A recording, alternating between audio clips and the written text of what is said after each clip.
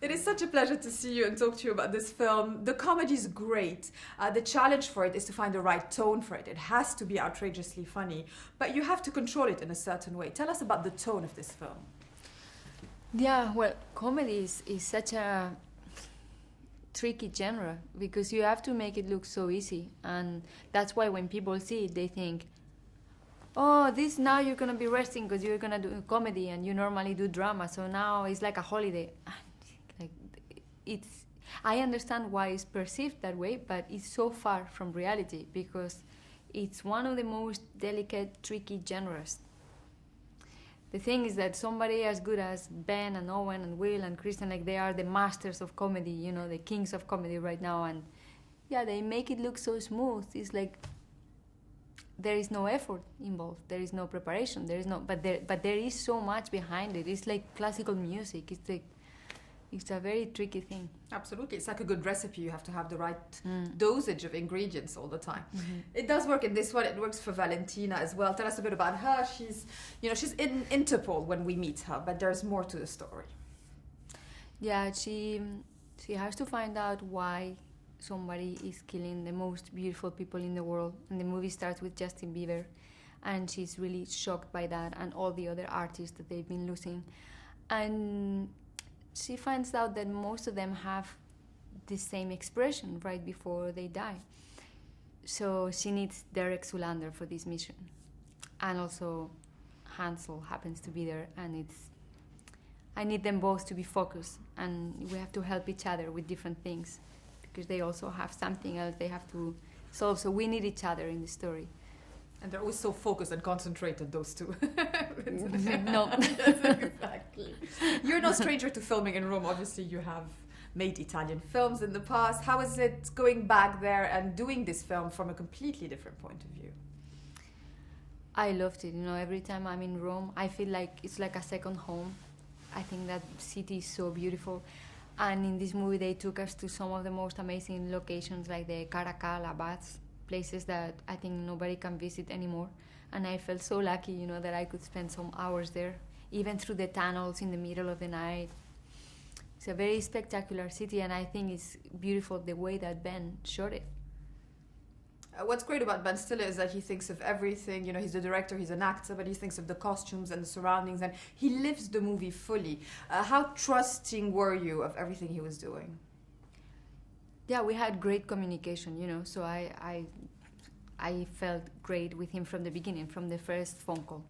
I was really impressed about how much he can handle with an incredible amount of pressure, because doing all these things at once is not easy. I think there are just a few people in the world that can do that. Yeah.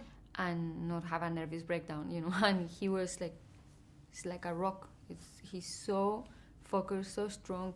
It's really impressive what a hard worker he is. Yeah, and he takes it very seriously. Although it's very funny movies, he takes them very seriously, and I think that's it's that's the only way. secret. It's the only way. He has to follow a schedule, you know, and it's a big movie, and he knows that's the only way. Were you a fan of the first one? Had you watched it? Did you watch it again? And what do you think the fans responded to the most? What made it such a, you know, cultural phenomenon? Well, because it's really the movie about the fashion industry. I think there are not many. This is the one that everybody remembers, and they became a fan of ZOOLANDER and Hansel and Mugatu, and so many people like me, you know, I was a very big fan of it, and we know the dialogue, and we've been, you know, here and there doing Magnum or Blue Steel, or everybody always talks about the scene in the gas station, like how stupid can they be? And then it makes sense to see what happened to these characters like 15 years later, and how social media and internet and all these changes have affected them. It's even worse than before. it's really bad. I think they also might have invented the selfie. Yeah, maybe it was them. It's true. It could have been. Let's talk about the costumes. Obviously, look at how fun and sexy, if I dare say, it all is. How much did you enjoy the costume aspect, and how much did it help you kind of morph her as a character? Well, that always helps, to build whatever that character needs. It's not about looking good or bad. It's give that character what it needs. It's like, look at Kristen, the way she looks in the film, where she spent like 4 hours in hair and makeup every morning when she was working. And those outfits, they look amazing, but they were so uncomfortable. And it was getting warmer and warmer in Rome. But you see all of this together, what the wardrobe department, the costume department did, and it's like art, it's so beautiful what they created for all the characters.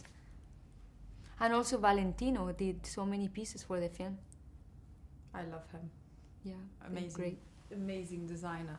And for me, fashion is art as well. And although this is a spoof and a comedy, it does show that the world of fashion has so much impact on our lives.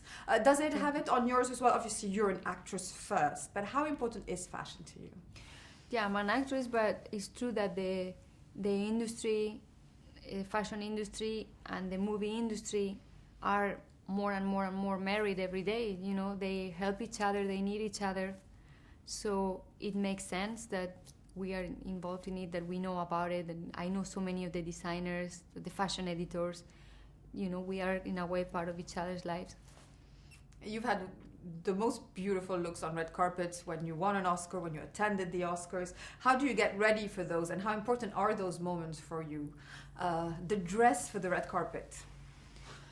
Well, you don't do that by yourself. You have people that, one person that helps you select those things, and then you choose something. And I don't put a lot of time or doubt into choosing, because we are lucky that we can wear all these amazing pieces from the best designers in the world.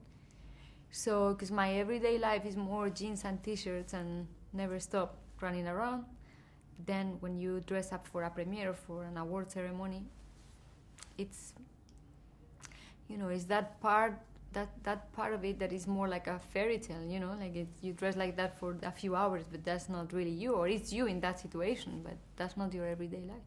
Absolutely. It's the dreamy aspect of the profession. It's Oscar time. Have you seen all the films? Who are you supporting? Who do you think should win? Well, I'm so happy for Leonardo because he's a friend of mine, and I think he's so talented, and he's done so many times incredible performances where I would have given him so many Oscars, and looks like finally it could be the time for him, but he's such an incredible talent and such a great guy, so I'm really happy for him.